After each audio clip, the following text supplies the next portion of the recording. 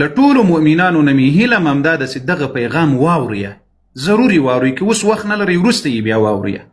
یو حقیقت درته ښکاره کوم، بیا به انشاءالله الرحمن همدغه حسدګرو ته، همدغه د شهرت وږو ته وایم چې بیا وروسته لي سترګې رڼې کړه چې دا خلق څوک او څه کاره دي. دا یې د ملا خبره هم درته نه کوم، الله پاک مو قدرمن سرلوړي کړه. دوستانو دا کتاب بحار الانوار ده. بحار الانوار د دوی لوی محدث ده. دا کتاب تاسو په ګوګل کې ولیکئ، 115 جلده ده، په بعضې طبعاتو کې، په بعضو کې 113 جلده ده. دا د دوی هغه اخیرنی لوی محدث ده. دوی شیخ الاسلام ورته وایي، محمد باقر المجلسي. دلته ورته وګورئ، دلته معلومیږي د دې 113 جلده، پاسم دلته معلومیږي 113 جلده او 413 صفحه ده. 413 صفحه ده العلامه مجلسي. په دې کې 113 نمبر روایت راوړی، مسلمانانو ټول ورته متوجي سي. 113 نمبر روایت دی الله دی پاره متوجي سي. کېدای سي زړونه مو ورباندې خفه سي، خو به هر حال دا حقیقت به د خلقو ته معلوموو. دا روایت ده، دا د ملا خبره نه ده، روایت ده. امام زین العابدین علیه السلام نه روایت کوي. دا مولا یو خادم او غلام دی علی ابن الحسین علیهم السلام ده. هغه وای قال دی وای د حسین علیه السلام خادم و غلام ده مولا. وای كنت معه زوی لدغه حسین لعلی ابن الحسین لامام زین العابدین علیه السلام سره په بعضی خلواتو کې. وای ما ورته وویل چې د ما په تا باندې دا حق جوړیږي، الا تخبرني عن هذين الرجلين، ته وای ما له دې دوو انسانانو نه خبر کړه او د دې په اړه ماته معلومات را کړه. دا دوه انسانان وڅوک دي ای مسلمانه؟ دا بعضې اخوندانو ته وایم په ورځ د قیامت به بیا د الله په مخ کې فیصله کوو انشاء الله. ته د حسد او د کینې د بغض په وجه د الله په ذات قسم د موږ په مخ کې خنډ واقع یاست. پروا هم د الله په ذات قسم که لرم الحمدلله. الله د پیغمبر دفاع، د هغه د صحابه او د دین دفاع به په نره کوو، په نره مو کړې ده انشاء الله. دغه کس مولا دی زین العابدین علیه السلام ورته وایي چې د ما د دې دوو کسانو په اړه خبر کړه چې دا دوه کسان څوک دي. عن ابي بکر وعمر فقال، وای امام زین العابدین علیه السلام راته وویل کافرانی. متوجی سیه ای مؤمنه مسلمانه، ای دی رسول الله امتیانو، ای ویده مسلمانه. ما ته وای د دې خلقو عقاید مخ کاره کوه. څه ورته وای؟ علی رضی الله عنه په خپله باندې وایي د دوی په کتابونو کې چې له انبیاو نه وروسته بهترین انسان ابوبکر ده. رسول الله دی صدیق لقب ورکړی ده، عمر ته یې د فاروق لقب ورکړی ده. علی رضی الله عنه خپله لور ام کلثوم په نکاح عمر رضی الله ته ورکړی ده. لیکن وای زین العابدین علیه السلام وای ما ته وویل چې دې دواړه څوک دي؟ دې دواړه وای مسلمانان نه و، ابوبکر عمر دواړه کافر العیاذ بالله.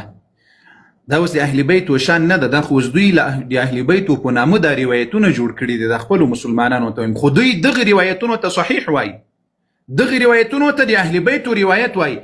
دا خو اوس ابوبکر و عمر سو دواړه دغه ځای ته وګورئ،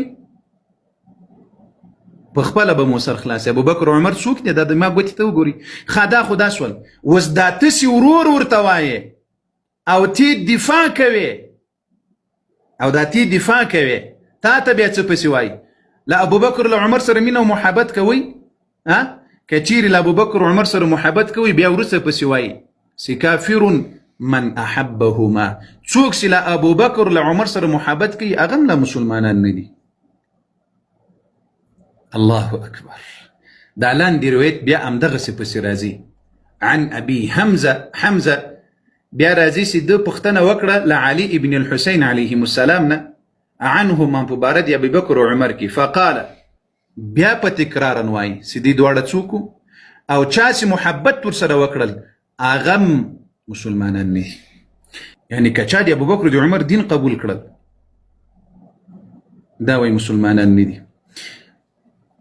دا روایتونه دي، دا د ملایانو د محدثینو خبر دي، دا له اهل بیت و له امام زین العابدین علیه السلام نه العیاذ بالله. العياذ بالله. كاتاسي وسراسية دا تكملة الرجال دوام جلدة العلامة المحقق الشيخ عبد النبي الكاظمي علامة دا محقق دا دوی په دې باندې بیا تحقیق پسې بل سید کړی ده. د دې دوم جلده 698 صفحه ده.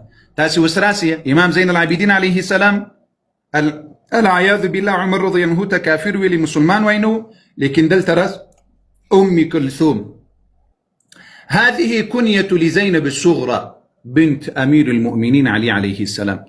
دا دي علي رضي الله عنه وكانت مع أخيها أو دا لخبل ورور سراوة الحسين كربلاء كي مرسراو. والمشهور من الأصحاب والأخبار أو مشهور خبر دي مغلى محدثين وعلماء ونويدا أنه تزوجها عمر بن الخطاب. علي رضي الله عنه ويبني كاور كري وعمر بن الخطاب ده، وهو الأصح او دا ترطول صحيح خبر ده للأخبار المستفيضة. دا دي دوي محقق علم واي، محقق علامة علم ويسي دا صحيح خبر ده او دا ديرو رواياتو په خاطر سي ام كلثوم علي رضي الله خپل لور عمر بن الخطاب رضي الله ته په نکاح ور کړیو. لیکن په مخکینی کتاب کې څور ته وای سی وای العياذ بالله دی وای څه شی وای مسلمان نو.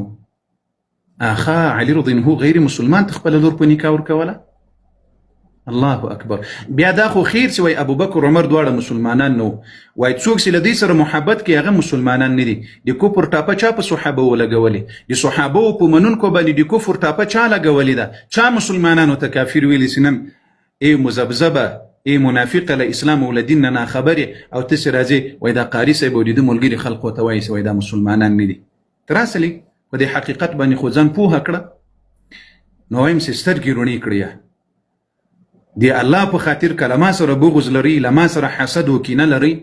یا الله دی پیغمبر صلی الله علیه وسلم دی اسمان لستور صحابه سره خو بینه لري. کپو ما غیرت نسی کولای، دی ما حمایت نسی کولای، دی رسول الله دی صحابه باندې خو بغیرت کولای سي.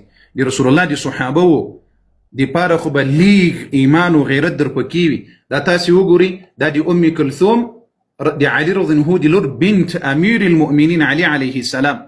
دا علي رضي الله دا لسلو كتابونو زدر تثابتهم لسلو لا يون لسلو دا تسي دفاع كي ورور تواي تاتم كتل عمر وابو بكر سرمينا لري محبت لري وي مسلمان تاسم نايست او ما تشيلن جور كره دي سوق دي نرس دومره دي پیدا سعودي ويس دي مداري روايتونه دروغ جن دي او دا صحيح روايتونه دي دوي اكثريت علماء دا بلايفونو كي خپل عوام متويس تاسي ابو بكر وعمر سره محبت مكوي ځکه مسلمانان نو. نن خلق موږ ته راسي ګوتې راته نیولې وای تاسو ولې دې خلقو ته وایسته دی به د ما ابو بکر ته مسلمان نه وای. دا وګور ابي بکر وعمر فقال دې دواړه مسلمانان. دی به د ما ابو بکر وعمر ته سي علي رضی الله خپل لور په نکاح ورکول، دی به هغه ته مسلمان نه وای. او دی به وایي وای څوک له ابو بکر وعمر سره محبت کوي دا مسلمانان دي ځکه د دوی عقاید خلقو ته خیمه. بیا خلق موږ ته څلور ګوتې راته نیولې وای ولې دا قاری صاحب دغه سي دي خلقو ته وای. ما خود دی الله بندگانو ما مخکې څو ځله مثال درکړی تاسو ته.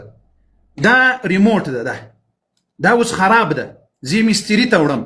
کله چې مې مستری ته یوړل هغه راته وایي په دې کې دا خرابي ده دا خرابي ده دا خرابي ده. آیا زه اوس په دې مستری په دې جوړون کې دا اعتراض کولی سم چې دا تا خراب کو؟ نیسم کولی، بلکې هغې ما ته خرابي په ګوته کړه. ما خو د دغو خلقو هغه کفر تاسو ته په ګوته کړی ده، هغه د اهل بیت او د صحابه او دښمني مې تاسو ته په ګوته کړې ده. لیکن لیک له الله نه وبېرېږئ. ورځ د قیامت سته، حساب سته، کتاب سته، د الله په مخ کې به ودرېږو. والله که مو نن هم پروا لرم سبا مو ولا که پروا لرم، خو لیکن یوازې د رسول الله صلی الله علیه وسلم په صحابه ولې غیرت وکړي.